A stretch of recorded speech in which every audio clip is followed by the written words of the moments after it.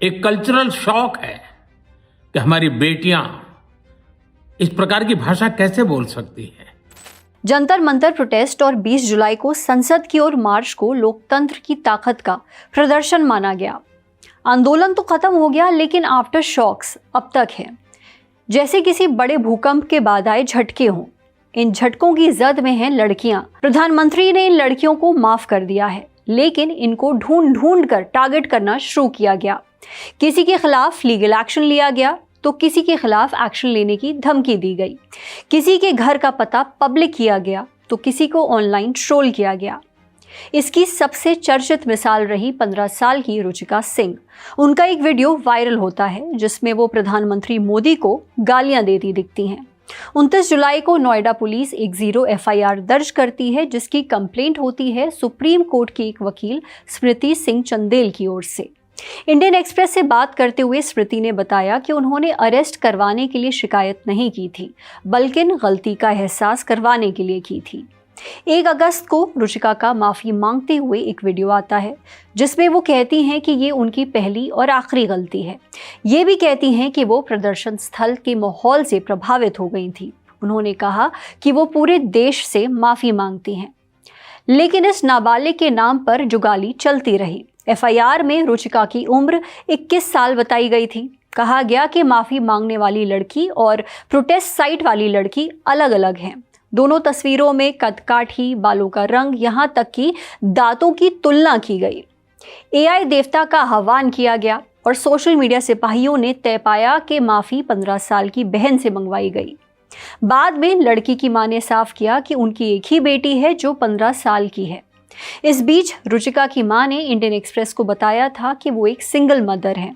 उनके पति की कुछ साल पहले मौत हो गई थी और अब उनके घर के चक्कर पुलिस लगा रही है। ऐसे में वो घर बदलने पर मजबूर हैं। जो पुलिस अभद्रता की एक शिकायत पर उनके घर पहुंच गई थी, उसने रुचिका के साथ ऑनलाइन हो रहे गाली गलौज का संज्ञान नहीं लिया है। रुचिका अकेली ऐसी लड़की नहीं है। निशु नाम की एक लड़की ने भी प्रोटेस्ट साइट पर प्रधानमंत्री पर टिप्पणी की, जिसकी क्लिप वायरल हुई। कुछ वक्त के लिए उनका अकाउंट डिलीट कर दिया गया। उनकी एक इंस्टाग्राम स्टोरी ट्विटर पर पोस्ट कर दावा किया गया कि निशु ने प्रधानमंत्री को गाली दी है, इसलिए उन्हें मकान मालिक ने निकाल दिया है। बाद में निशु ने न्यूज़ लॉन्ड्री से बातचीत में बताया कि मकान मालिक ने उन्हें कमरा खाली करने को 1 महीने पहले ही कह दिया था। निशु बताती हैं कि उन्होंने सोशल मीडिया का इस्तेमाल करना लगभग बंद कर दिया है। इसी तरह की टारगेटिंग का शिकार आईएसआई प्रेसिडेंट नेहा भी हुई। नेहा उन छात्रों में थी जो सोनम वांगचुक के साथ भूख हड़ताल पर बैठे थे। उनका वीडियो शेयर करते हुए बजरंग दल से नेहा को पाठ पढ़ाने की रिक्वेस्ट की गई।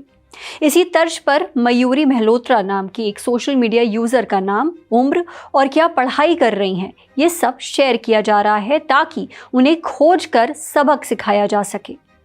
ट्रोल्स की तो बहरहाल कोई अकाउंटेबिलिटी नहीं है, लेकिन बीजेपी छत्तीसगढ़ का आधिकारिक सोशल मीडिया अकाउंट पीछे नहीं रहा। मुंबई में प्रदर्शन के दौरान उर्वशी पालांदुरकर ने गाते और नाचते हुए अपना एक वीडियो बनाया था। उस वीडियो में ना तो कोई गाली थी और ना ही किसी तरह की गलत भाषा का इस्तेमाल, लेकिन छत्तीसगढ़ बीजेपी ने उस वीडियो को राष्ट्रपति से पुरस्कार प्राप्त कर रहे एक बच्चे के वीडियो के बगल में पोस्ट किया और लिखा, एक जेनजी जो बाबर की विरासत पर नाच रही है या एक जेनजी जो छत्तीसगढ़ का नाम रोशन कर रही है, आप किस तरह की जेनजी को चुनेंगे। इस पर उर्वशी ने जवाब देते हुए वीडियो बनाया जिसमें उन्होंने बीजेपी को अपना कैप्शन गेम बेटर करने की नसीहत दी। कहा कि बाबर की विरासत वाली बात रिलेटेबल नहीं।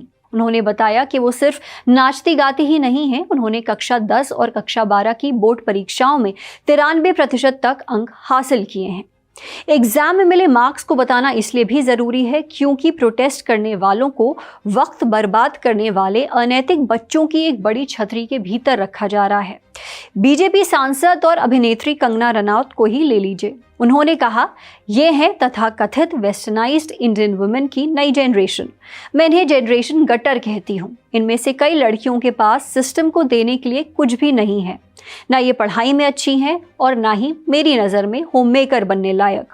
फिर भी ड्रग्स, ड्रिंक्स या अपने बॉडी काउंट को लेकर अपनी फ्रीडम का खुलेआम दिखावा करती हैं। अपने पेरेंट्स की कमाई पर जीते हुए भी हर वक्त इंडिपेंडेंट लाइफ की बात करती हैं, जबकि असल में फाइनेंशियली इंडिपेंडेंट होती ही नहीं। प्रधानमंत्री की ऐसी माफी का मतलब फिर क्या हुआ, जब उनके सहयोगी और समर्थक लगातार लड़कियों को टारगेट कर उनकी विच हंटिंग और स्लट शेमिंग करें। हाल ही में बीबीसी को दिए इंटरव्यू में कुछ महिलाओं ने बिना नाम बताए प्रोटेस्ट के बाद की आपबीती सुनाई। एक कंटेंट क्रिएटर ने बताया कि उन्होंने प्रदर्शन के दौरान खाने पीने का इंतजाम करने, राहत सामग्री पहुंचाने और वॉलंटियर्स को ऑर्गेनाइज करने में मदद की थी। उन्होंने इसे पॉलिटिकल नजरिए से नहीं देखा था, ऐसा उनका कहना है। लेकिन प्रदर्शन के तुरंत बाद उन्हें ऑनलाइन हेट और स्लट शेमिंग का सामना करना पड़ा। इसी तरह एक 20 साल की स्टूडेंट ने बताया कि ये उनका पहला प्रोटेस्ट था। प्रोटेस्ट के दौरान उन्होंने जो वीडियो रिकॉर्ड किए थे, उनमें से एक नेशनल टीवी चैनल पर प्रसारित हुआ। इसके बाद सोशल मीडिया पर उनकी पहचान सार्वजनिक की जाने लगी और उनके कॉलेज तक की जानकारी निकाल ली गई। इसके बाद उन्हें धमकी भरे और अभद्र संदेश मिलने लगे।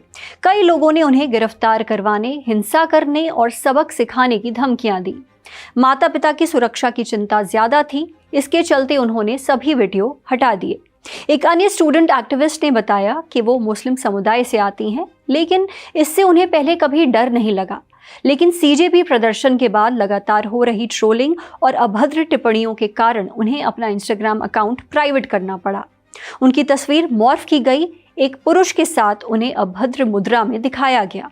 उन्हें एंटी नेशनल और टेररिस्ट भी बताया गया। एक अन्य स्टूडेंट ने बताया कि उन्होंने कोलकाता में हुए प्रदर्शन में हिस्सा लिया और उससे पहले ऑनलाइन राहत सामग्री जुटाने के लिए एक फंडरेजर भी शुरू किया। लेकिन 24 जुलाई को जब पुलिस ने प्रदर्शनकारियों को हिरासत में लेना शुरू किया, तभी से उनके खिलाफ ऑनलाइन ट्रोलिंग तेज हो गई। उन्हें वेश्या पुकारा गया। अतः उन्हें सोशल मीडिया पर अपना नाम बदलना पड़ा, अकाउंट प्राइवेट करना पड़ा और अनजान लोगों के मैसेजेस बंद करने पड़े। पूरे प्रोटेस्ट में गालियां पुरुषों ने भी दी, लेकिन विच हंटिंग और मीडिया ट्रायल केवल महिलाओं का होता दिखता है। ऐसा पहली बार नहीं हुआ है कि किसी प्रदर्शन के बाद महिलाओं को चुन चुन कर ऑनलाइन निशाना बनाया गया हो। दुनिया के कई देशों में भी विरोध प्रदर्शन के बाद महिला प्रदर्शनकारियों को डॉक्सिंग यानी बिना इजाजत उनकी निजी जानकारी साझा करना, ऑनलाइन ट्रोलिंग और लैंगिक हिंसा का सामना करना पड़ा है। 2019 में सूडान के सरकार विरोधी आंदोलन के बाद कई महिला प्रदर्शनकारियों की तस्वीरें और निजी जानकारी सोशल मीडिया पर फैलाई गई। उन्हें स्लट शेमिंग और यौन हिंसा की धमकियों का सामना करना पड़ा ताकि वो सार्वजनिक जीवन से पीछे हट जाएं। 2020 में बेलारूस में चुनाव विरोधी प्रदर्शनों के बाद महिला नेताओं, छात्राओं और पत्रकारों के फोन नंबर, घर के पते और निजी तस्वीरें सोशल मीडिया पर साझा की गई। उन्हें यौन हिंसा की धमकियां दी गईं और बच्चों की कस्टडी छीनने तक की चेतावनी दी गई। 2022 में चीन में व्हाइट पेपर रेवोल्यूशन के बाद कई महिला प्रदर्शनकारियों, पत्रकारों और एक्टिविस्ट की पहचान सार्वजनिक की गई। उन्हें फॉरेन एजेंट और रेडिकल फेमिनिस्ट कहकर बदनाम किया गया, जबकि कई महिलाओं को बाद में हिरासत में भी लिया गया। 2022 में ईरान में हुआ वाकया याद ही होगा। महसा अमीनी आंदोलन के बाद बिना हिजाब वाली महिलाओं और छात्राओं की पहचान ऑनलाइन सार्वजनिक की गई। उन्हें कानूनी कार्रवाई, विश्वविद्यालय से निकाले जाने और यौन हिंसा की धमकियां दी गई। इस प्रोटेस्ट के बाद महिलाओं की हो रही टारगेटिंग पर आपका क्या कहना है? अपनी राय हमें कमेंट बॉक्स में जरूर बताइएगा।